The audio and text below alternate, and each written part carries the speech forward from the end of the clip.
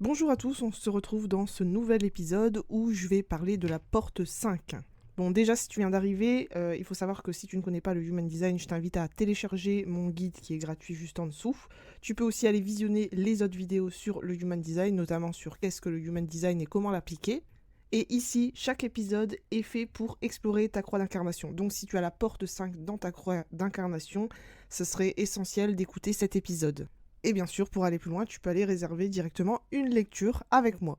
Donc on ne perd plus de temps, on rentre tout de suite dans le vif du sujet de la porte 5. Alors la porte 5 déjà, c'est la porte des rythmes. Elle se trouve dans le centre sacral, qui est le centre de la force vitale, notamment des générateurs et MG. Cette porte, elle est associée au rythme et au cycle naturel, représentant la capacité d'attendre de manière patiente et de respecter les cycles naturels de la vie, comme respecter un petit peu les saisons, ou encore chaque début de mois par exemple, ou des périodes de fête. Et je dirais que c'est vraiment propre à chacun. Donc sa signification, dans son thème principal, la porte 5, elle concerne les rythmes, les routines, la capacité d'attendre le bon moment pour agir. Donc là, je vous invite à faire référence à votre autorité intérieure. Si tu as cette porte définie dans ton design, eh ben, tu dois avoir une forte connexion avec les cycles de la nature, comme j'en ai parlé pour les saisons, et respecter aussi ton propre rythme. Et tu ressens aussi quand c'est le bon moment pour agir ou pour attendre, si vraiment tu es connecté avec cette porte.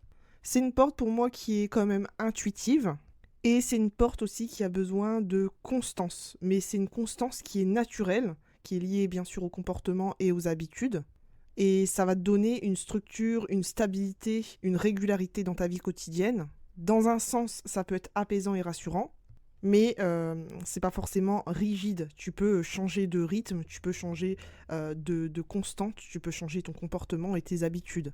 Et bien sûr, ça va être hyper fluide parce que ça va synchroniser avec les cycles naturels de la nature.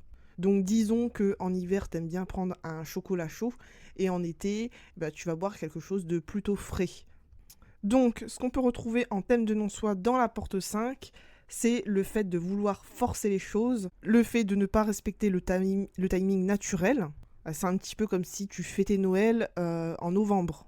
Et tu vas le ressentir en créant un sentiment de déconnexion ou de mal-être. Tu peux aussi ressentir de l'impatience. Donc là, encore une fois, ça va être le fait de forcer des situations à se dérouler plus rapidement que prévu. Et vu que ça se trouve dans le centre sacral, tu vas ressentir de la frustration.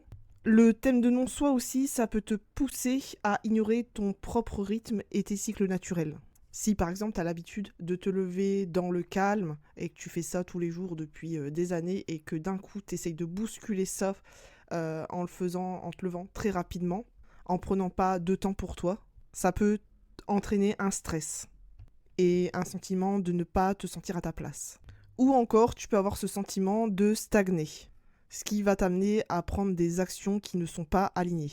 Donc techniquement, comment tu vas gérer le thème de non-soi ? Je dirais la première chose, c'est de cultiver ta patience. Donc le fait d'apprendre à reconnaître et respecter tes propres rythmes, chaque chose en son temps, parce que justement le timing naturel est crucial pour ton bien-être. Et deuxième point qui me paraît aussi important, c'est d'observer tes routines. Donc d'en être conscient. Et quand je dis être conscient, c'est-à-dire que tu peux dire non à des engagements qui ne respectent pas ton rythme naturel. J'ai un exemple très précis pour moi qui est essentiel dans mon bien-être et dans mes routines.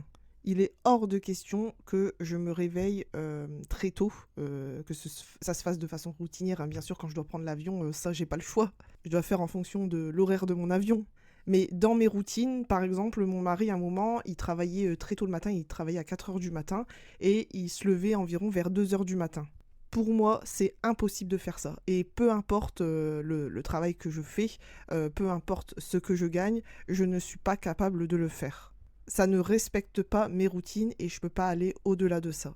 Donc là, faut faire attention justement à ce piège de conditionnement. Vraiment rétablir en fait un rythme harmonieux avec ta propre vie, avec ce qui est en accord avec ta propre routine.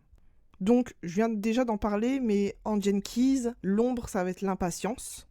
Ici, le don, ça va être plutôt la patience. Le fait d'apprendre à faire confiance au timing divin. Et ici, le CD, ça va être le temps. En fait, là, tu vas réaliser que le temps, c'est une illusion. Et qu'il existe une éternité dans chaque moment. En fait, ce serait plutôt l'idée de vivre pleinement et consciemment chaque moment présent, sans être entravé par des contraintes du passé ou des attentes du futur. Donc là, quand je dis ça, je peux passer un petit peu pour une illuminée, mais c'est vraiment un état de grâce, un état de synchronisation totale avec l'univers. Donc, je vais te donner quelques conseils pour exploiter cette porte en Human Design.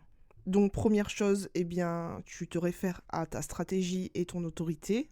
Deuxième point, tu vas reconnaître et respecter ton rythme, ou du moins tes rythmes. Tu peux essayer d'aller identifier tes cycles d'énergie, notamment si tu es projecteur, manifesteur ou réflecteur, tes moments de productivité, les moments où tu as besoin de repos. Moi, je le vois juste avant la pleine lune, quelques jours avant, je suis épuisée. Et tu peux même aller observer avec du journaling tes moments de créativité. Tu peux aussi établir des routines si, par exemple, comme moi, je préfère mieux travailler le matin. Et tu peux planifier justement tes tâches les plus importantes le matin. Surtout pour les manifesteurs, projecteurs et réflecteurs. Alors après, il y a des réflecteurs, ils adorent aussi travailler la nuit. Et bien évidemment, assure-toi de prévoir des temps de repos et de récupération.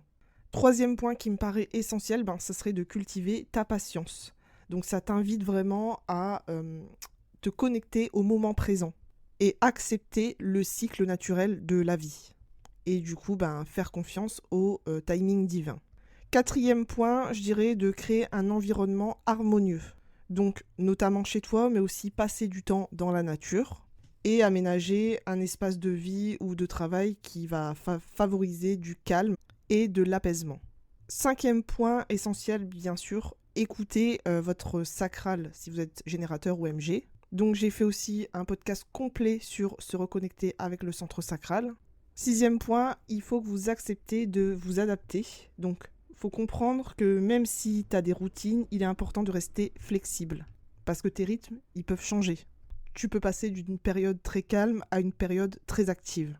Et dernier point important, c'est de conscientiser les thèmes de non-soi que j'ai énumérés tout à l'heure. Donc, notamment surveiller les signes d'impatience sur tout ça. Et le fait de te recentrer dans le moment présent. Donc voilà la fin de ce podcast. Merci de m'avoir écouté. Sur ce, je te souhaite une bonne soirée, un bon week-end et je te dis à bientôt.